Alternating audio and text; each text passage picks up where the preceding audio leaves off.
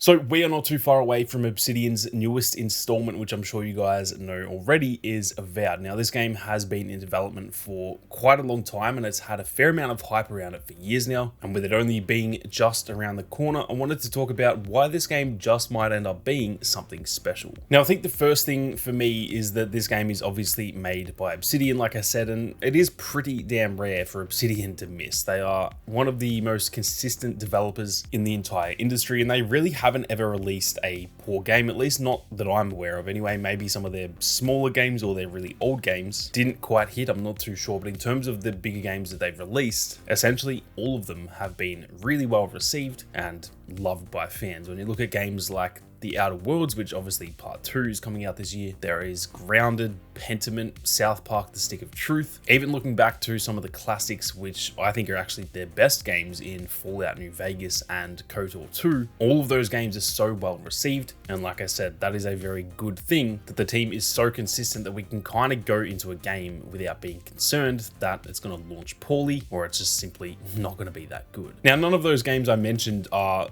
all-time greats other than maybe Fallout New Vegas and KOTOR. And so it's not like this is a studio that puts out certified 10 out of 10s every single time. They are more in line with the sort of 8, 8.5, maybe 9 out of 10 type of games. And like I said, they are just a consistent dev studio that are at this point beyond trustworthy. And for me, that has me very, very excited heading into this game. Now, something that I've loved hearing from the developers in the lead up to the game, both from like years ago and obviously more recently as well, is that they've said exploration will be rewarded in this game. And they've said that there are plenty of hidden secrets. Now, for me, that is something that I absolutely love. Games where there is obviously a key storyline and all that sort of stuff, but then there is plenty of exploration to do that is all entirely optional. Those to me are the best games, especially when it comes to an RPG like this. Now, with AVOWED, there's been rumors of essentially everything from this game being a huge Skyrim-esque game to then being more of a 15 to 20 hour game that's not as much of an open world. And there's just kind of been a lot of speculation about what this game actually is. It turns out, based on what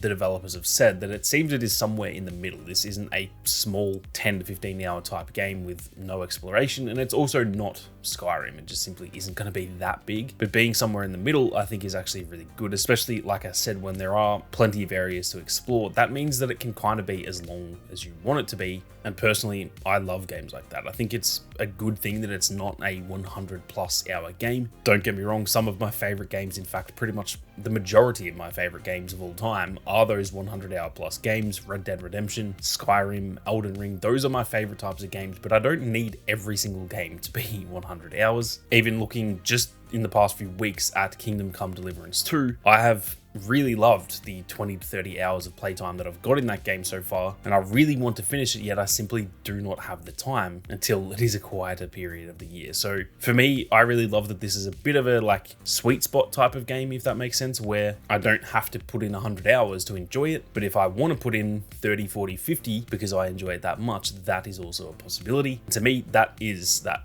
sort of sweet spot when it comes to an RPG. Now, before we go any further, if you guys are interested in more AVOWED content, be sure to hit that subscribe button. There is plenty more on the way. I'm excited to say that I am currently reviewing the game, and so there is plenty of content that will be out right after launch, and you guys do not want to miss out. Now, something else I am very excited for is the sort of flexible classless system that they keep talking about that allows players to play however we want. Now, another comparison to Skyrim here, that is pretty much the same way that it was in that game, where you don't really have to pick a class and then stick with that, and it really punishes you if you want to change. You can essentially play the game however you want, and even if you put all of your skill points and stuff like that into being a mage, walking around with the wands and stuff that we've seen in the little spell books, but then all of a sudden you want to switch to using a sword and shield, well, you can literally just do that, and there is essentially no punishment. It will cost a little bit of money from what they've said, and obviously not real money, I'm talking in-game currency, to simply just reset your skill points if you need. And hell, you might not even need to reset your skill points. You can literally just pick up that weapon and still do fairly well with it. the skill points mostly just give it a bit of a boost. So for me, that is really exciting. Don't get me wrong, I do love games where you kind of have to lock into a class. Games like Elden Ring, for example, were really strict on that, and in a way I do enjoy that, but I also enjoy games like this where if I get kind of bored of the combat halfway through, I can literally just completely change it up, and that is something I'm very excited to see, especially when it comes to making content on it, because I can do so many different guides on different builds that you guys could play as, and thinking about all of that stuff gets me very, very excited. Now, obviously, this game was also delayed. It was actually meant to be launching in November of 2024. And when the game was delayed, that obviously caused a lot of concern within the community, as delays always do. They always kind of come across as a bad thing. And realistically, they most likely are in most cases, because if you need to delay the game, it means usually it's not ready. Well, that is actually not the case with AVOWED, because they have pretty much confirmed it was all but ready to play in November. And we can even see evidence of that in creators and journalists having put their previews out way back in November. Many creators I watched were saying that they've got 6 or 7 hours of playtime already in November last year, and the delay turned out to be actually due to the stacked period with a bunch of other games coming out, not so much to do with any issues they found or the game simply not being ready. Now, ironically, with the delay, they actually pushed it to an even more stacked time frame, which obviously at the time they didn't know that, but we have just gotten Kingdom Come Deliverance 2, which has got a near 90 on Metacritic, and it's sold 1 million copies in 24 hours. 10 days after AVOWED, Monster Hunter Wilds is launching, which is obviously going to be absolutely enormous too. And then hell, even a month later, Assassin's Creed Shadows is now launching as well, which funnily enough is probably one of the games they were trying to escape initially, because that was also initially scheduled for that November timeframe. So they unfortunately pushed it to an even more stacked period, and I really hope that doesn't affect sales and stuff like that, because I want this game to do well.